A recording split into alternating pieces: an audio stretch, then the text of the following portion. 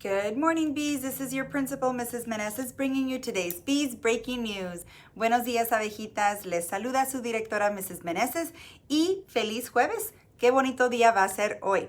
Today, boys and girls, is Thursday, November 12th, 2020, and it is another day zero in the Discovery Time schedule.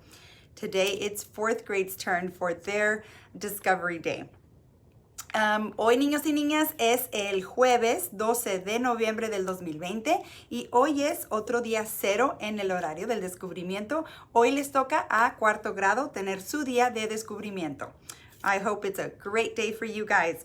All right, boys and girls, let's go ahead and transition over to ST Math highlights because unfortunately today we don't have any birthdays, but we will tomorrow. All right, let's move on to ST Math. We have in Miss Fox's class, Trindon Short, who completed over 100 puzzles. Way to go, Trindon. In Mr. Benavidez's fifth grade class, Arsha completed 104 puzzles. Arsha Ascari Sobi completed 104 puzzles, and Kalia Lampkin 302 minutes and 159 puzzles. Way to go. Miss Hernandez's class in fifth grade, Gabriel Leiton, 151 puzzles. Juan Novoa, 109 puzzles. Roxy Calvillo, 368 minutes and 72 puzzles. Way to go. Maria Olmedo with 426 puzzles. And then in Miss Ruiz's kinder class, Joseph Cardona, 69 puzzles last week. Connor Chang, 132 puzzles last week. Kaya Estacio, 58 puzzles last week. Ainsley Flores, 77 puzzles last week. Gabriel Greenwood, 97 puzzles. Isa Juncaria, 302 puzzles last week. And Grace Rico, 317 puzzles. Amazing. So proud. And in fourth grade, Miss Morris's class, Easton Contreras, 237 puzzles. Kate Mendeville, 248 puzzles. Zaid Al-Salahi, 346 puzzles. Amada Esparza, 871 puzzles. And then in second grade, let's see, Miss Adams' class, Iris Moore, 119 puzzles last week. Lana, 40 puzzles last week, and that is great, Lana. That is so huge for you. Awesome. We are so proud of you. Way to go. And Taylor Villa, 104 puzzles last week. Great job, Taylor. And Brooklyn Haran, 115 puzzles. So proud of you guys. In Mr. Elswood's second grade class, Ben Crawford with 178 puzzles last week. Lily with 136 puzzles. Way to go, Lily. Caden Lampkin, 175 puzzles last week. Rocky with 229 puzzles. Keep it up, Rocky. And Chloe Woodard with 109 puzzles last week. So proud of you guys. And now in Miss Torrance's class, also in second grade, Violeta Herrera, 114 puzzles. Rodrigo Colunga, 111 puzzles. Chris Nelson, 103 puzzles. Rodrigo Olmedo, 182. William Tonsing, 245 puzzles. Way to go, William. James Bushala, 112 puzzles last week. William Getz, 161. Sadiel Gonzalez, 176. And now I'm already jumping into Miss Torres's class. So in Miss Torres's class, that was James Bushala, William Getz, and Sadiel Gonzalez with 176 puzzles. Also in Miss Torres's class, Alexander Malab with 275. Way to go. And Alex Ochoa with 238 puzzles. And Mila Santos with 112 puzzles last week. And last but not least, Luciano Torres with 110 puzzles. Way to go, guys. And then in Ms. Gandaria's kinder class, we have Zaya Williams with 105 puzzles.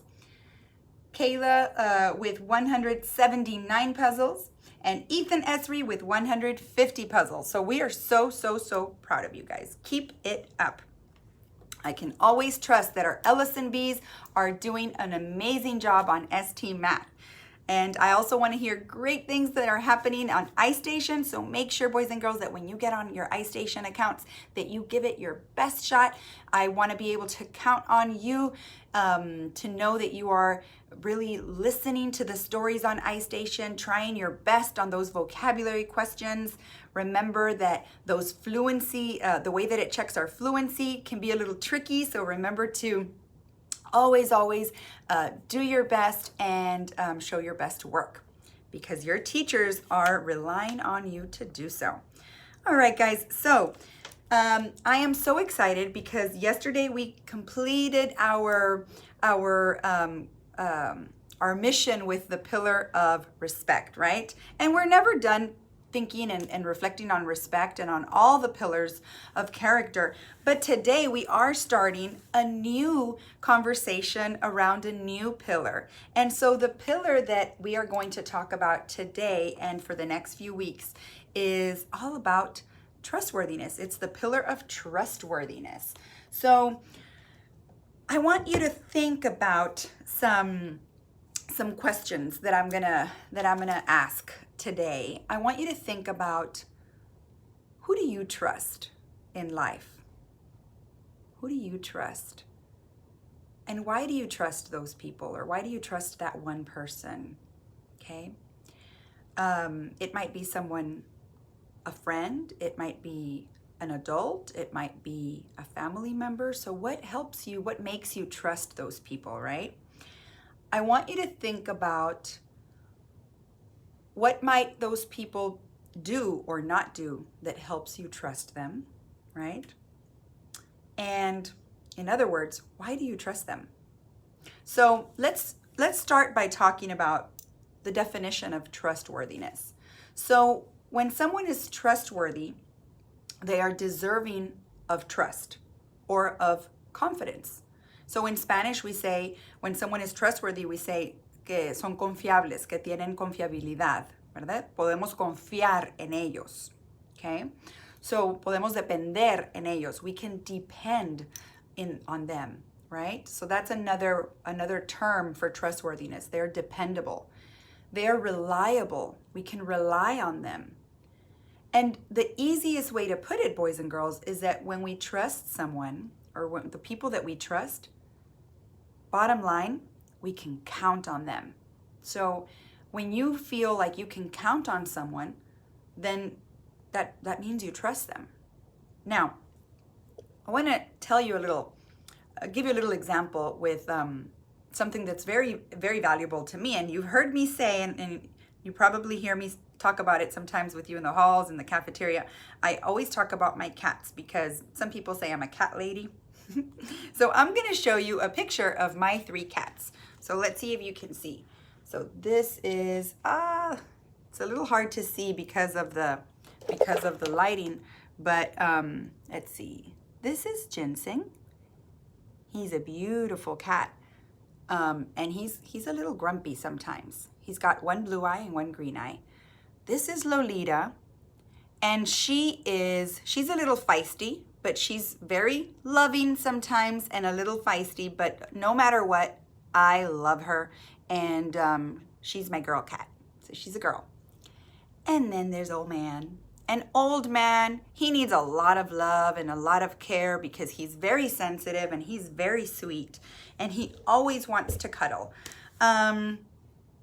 And so my 3 cats are very important to me, right? And I know that some of you have pets too. I know that, let's see, John has a dog. I met his dog yesterday at dismissal. John in Miss Ulloa's and in Miss Adams' class has a dog. And I know that Noah in Ms. Gonzalez's class in 1st grade has a cat that he always talks to me about. So those of us that have pets, and I'm sure lots of you have dogs, cats, guinea pigs. I know we talked about guinea pigs at lunch the other day. So those of us who have pets, I want you to imagine, okay, that we're going to be going out of town for a few weeks. And so if I'm going to be going out of town for a few weeks and I can't take my 3 cats with me, I need to find someone that I can trust to take care of my cats, right? And I told you my cats are very different. They need to be taken care of. They need to be fed. They need to be loved. So they probably need someone who's, you know, good with pets. They probably need someone who's responsible, someone who's not going to sleep too late, because Ginseng, he wakes up very early and he wants his food early in the morning. So I need someone who's reliable and who I can rely on to wake up early, and someone who's going to be responsible and remember to feed them when they're hungry 3 times a day. And I need someone who's going to be kind to them. So I need to be able to trust someone to take care of them. And so I need to be able to count on that person that I'm going to put my trust in to be able to keep my 3 cats for those 2 weeks that I'm going to be out of town. So do you see how when we value something, like me, that I value my cats, and you guys, you value your pets, and there are so many other things that we have around us that we value. When we value something and we're going to allow someone else to help us with that, we're going to have to be able to really trust that that other person is going to be someone that we can count on, someone that we can depend on, someone that even when I'm not there for those 2 weeks, they're going to treat my cats with all the love and care in the world, right? So someone that's going to do the right thing even when I'm not watching. So when I think about who I would trust to do that, I start thinking about what those people are like. So the habits that people have might help me determine, am I going to trust that person with my cats or not? So if one of my neighbors I know is always waking up late and never feeds his own dog or his own cat, then maybe that's not going to be someone that I'm going to trust with my cats, right? Or if someone never smiles at me and is not very kind, then I'm going to infer that maybe they're not going to be very kind to my cats. So I'm not really going to trust them. So do you see how the habits that others have, the habits that we have, can either break trust or help build that trust? Our actions or the actions of others can help people trust us or can help us trust others. So those are the habits that we're going to be talking about in the next, few weeks. What kind of habits do we want to have to build trust? Because trust does not come easy, So I want you to go back and think about that one question that I had asked you. Who do you trust in your life and why? And maybe take some time to talk about that with your teachers today, with your classmates today. Who do you trust and why? What are those habits that those people have that allow you to trust them? And do you want to be someone that is trusted? Trusted by your family members, trusted by your friends, trusted by your teacher, trusted by your students, right? So we're going to have a lot of fun talking about trust. I hope that you start reflecting on the habits that build trust or break trust. I hope you have an amazing Thursday on this day 0. I can't wait to see you out in the halls, in the cafeteria, at recess, and on Zoom. Have a great day, boys and girls. And remember, be innovative, be bold, be Ellison. Bye.